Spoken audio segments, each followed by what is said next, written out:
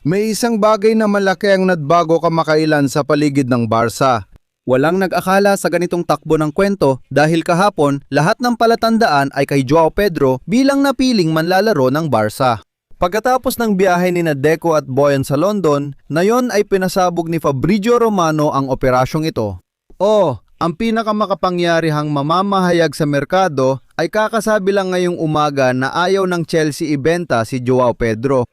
Pero teka, dahil tiniyak ni Fabrizio Romano na ang totoong dahilan ng pagpunta ni Deco at Boyan Kirkic sa lungsod ng London ay hindi para kunin si Joao Pedro kundi para isara ang kasunduan sa winger ng Newcastle, si Anthony Gordon. At binabago nito ang lahat. Ilang oras pa lang ang nakalipas pero parang naghahanap na ang Barca ng purong number 9, tagapagmana ni Lewandowski, isang striker gaya ni Julian Alvarez o Joao Pedro. Pero ngayon, mukhang ibang-iba na ang pakiramdam. Dahil baka ayaw ni Hansi Flick ng isang superestrella sa harap, baka iba ang gusto niya.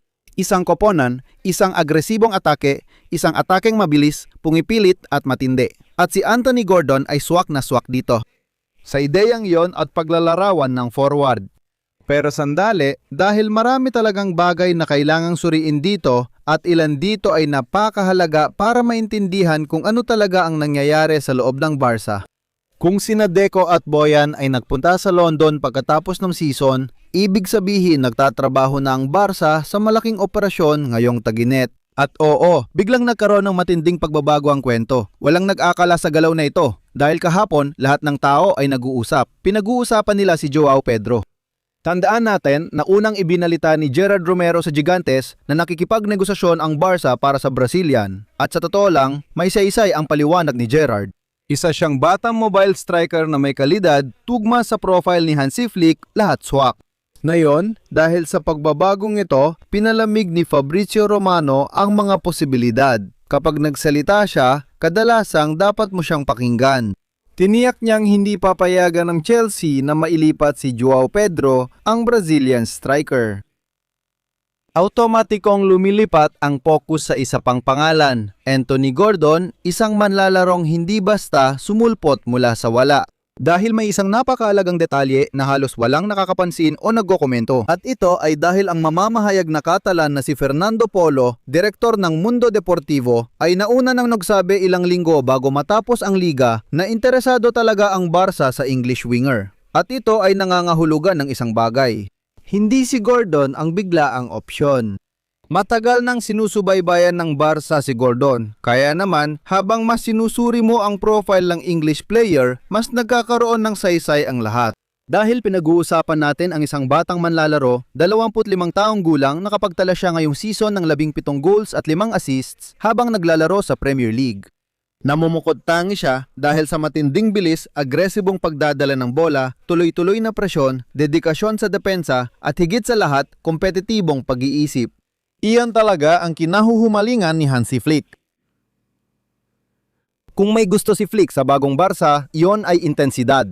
Ang Aleman na coach ay gusto ng koponang sumasakal sa kalaban gamit ang high press, lakas sa takbo at dinamismo. Dito lumalabas ang malaking tanong. Paano kung hindi naman talaga naghanap si Flick ng isang tradisyonal na number 9? Baka naliligaw na tayo dahil sobrang focus nating makahanap ng bagong Lewandowski samantalang iba ang direksyon ng plano ng Aleman na coach. At dito nagiging mas interesante ang kwentong ito.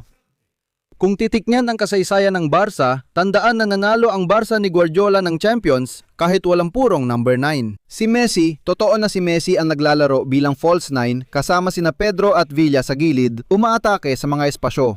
Lahat ay tungkol sa galaw, presyon at kombinasyon.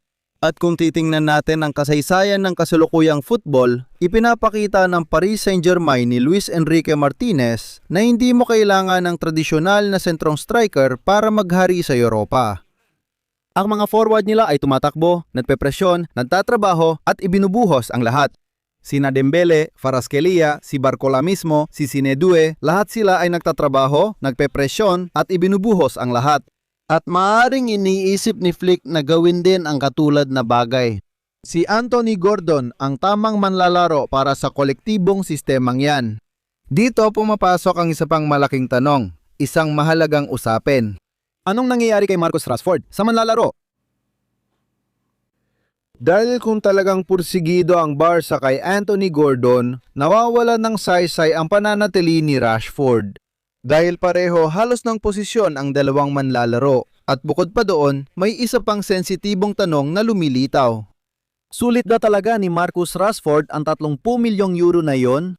Kung pagkatapos ay hindi mo naman makukuha ang presyon, trabaho at sakripisyon na ibinibigay ni Anthony Gordon. Dahil dito, mukhang inuuna ni Hansi ang isang bagay kaysa sa malaking pangalan. Ang tactical na disiplina. At sa totoo lang, bagay na bagay ito sa mentalidad ng Aleman na coach na si Hansi Flick. Tandaan, baka si Anthony Gordon ay hindi pa exciting para sa inyo bilang star signing ngayon. Pero ayaw ni Flick nito. Gusto niya ang masisipag na taong tutulong mailabas ang buong potensyal nila. Gaya ng ginawa niya kay Joao Cancelo, ginawa niya itong pangunahing left back mula sa wala at inagaw ang posisyon kay Alejandro Valde. Ngayon, isa pang malinaw na halimbawa si Rafinha, isang manlalarong hindi maganda ang performance. At si Hansi Flick, kahit hindi superstar si Rafinha, ginawa niya itong franchise player at B2E ng Barcelona. Kaya naman, lubos ang tiwala. Pero mag-usap tayo ng malinaw. May malaking problema na malinaw namang nagpapakaba sa Barca. Dahil hindi sila makakalaban sa malalaking koponan sa Europa sa ngayon pagdating sa pera. Lagi nating pinag-uusapan yan. Napakahalagang salik na gusto talagang pumunta rito ang manlalaro.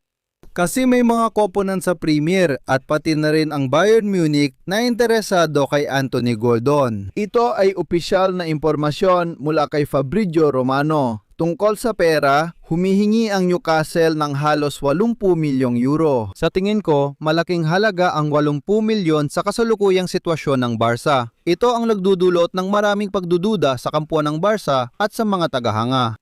Sulit ba talaga ang ganitong investment? Paano mo pa makukuha si Julian Alvarez pagkatapos? Kaya tandaan natin na napakahalaga ng isyong ito. Kung si Julian pa rin ang pangunahing opsyon sa loob ng club. Na hindi pa rin nagbago iyon. Paano natin haharapin ang transfer na ito at pati ang kay Julian? Narito ang usapan. Anong estratehiya ang susundin ng Barca? Si Deco pa rin ba ang kikilos para maisara ang mga deal sa mga manlalaro? O talagang kukunin ba si Anthony Gordon? Pinapapalagay na natin at inaalis sa usapan na ang opsyon kay Julian Alvarez ay imposibleng mangyari sa ngayon. Dahil hindi kayang abutin ng Barca ang hindi bababa sa 100 at 50 milyong euro na hiningi ng Atletico de Madrid. Baka si Hansi Flick, maaaring gusto niya ng ibang klase ng manlalaro. Hindi lang dahil gusto niya, pero posible rin. Pati na rin dahil malayong-malayo ang realidad ng Barca sa iniisip nating lahat. Isang uri ng manlalaro na hindi masyadong sikat pero mas kapaki-pakinabang para sa kanyang sistema ng laro. Dito, kailangan nating mag-ingat dahil siguradong marami ang hihingin ng mga tagahanga. At may mga tao na magsasabi, paano ka nagastos ng 80 milyong euro kay Anthony Gordon? Pero may ibang mag-iisip ng kabaliktaran. Paano kung may napapansin si Flick na di kita ng iba? May mga coach kasi na hindi naghahanap ng mga sikat na pangalan kundi ng mga tamang pyesa. Katulad ng Real Madrid halimbawa, Mbappe. Nakalimutan nilang kailangan nila ng isang creative na midfielder. Kaya tandaan natin na may isang mahalagang detalye. Si Anthony Gordon ay galing sa paglalaro sa Premier League. Isang ligang napakabangis sa pisikalan. Para sa kasalukuyang Barca, maaari itong maging malaking bantahe. Kailangan talagang taasan ng koponan ang pisikalidad kung nais nilang muling makipagkumpetensya sa Champions League at alam ito ni Hansi Flick. Gusto ng Aleman na maging mas agresibo ang Barca, mas diretso, mas moderno, mas hindi komportable para sa kalaban. Si Gordon mismo ang kumakatawan sa bagay na yan. Pero wag din tayong mag-expect ng sobra dahil napakakomplikado pa rin ng operasyon. Hindi kailangan ng Newcastle na magbenta. Isa itong mayamang club, marami silang pera. Ang manlalaro ay bituin ng Newcastle. May mga club gaya ng nabanggit natin na kayang gumastos ng mas malaki kaysa Barcelona. Kaya ang pagkuha kay Anthony Gordon ay hindi madaling gawain. At ng personal nga nagpunta sina Deco at Boyan sa London, iyon ay dahil gusto ng Barca na magpadala ng napakaseryosong mensahe. Proyekto, kahalagahan, pangunahing papel. Yan din ang sinabi natin kahapon tungkol kay Joao Pedro. Malinaw na ito ang mensaheng ipinaparating kay Anthony Gordon. At hindi basta-basta naglalakbay ang mga ito ng walang dahilan. Malinaw na ipinakita ni Dico na interesado ang Barca sa futbolistang ito. Ano ang plano ni Flick kapag walang totoong number siyam? Mas mahalaga ba si Anthony Gordon sa tactical na plano ng Aleman kaysa sa inaakala natin?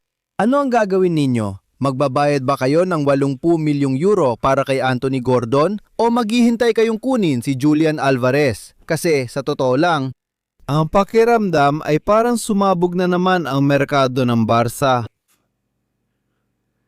at pwedeng magbago ito kahit kailan. Tandaan, hindi pa bukas ang transfer window hanggang Hunyo 30 pa. May ganito na tayong kalokohan, ibig sabihin nasa gitna at patapos pa lang ang Mayo. Patuloy ang paglabas ng pangalan at tsismis tungkol sa FC Barcelona. Gusto ko ring mabasa ang inyong komento. Huwag kalimutan pindutin ang like button. Tulad ng dati, ibinabahagi namin ang lahat sa inyo. Ang pinakabagong balita tungkol sa Barca sa market na ito. Barca kahapon, Barca ngayon, Barca magpakailanman.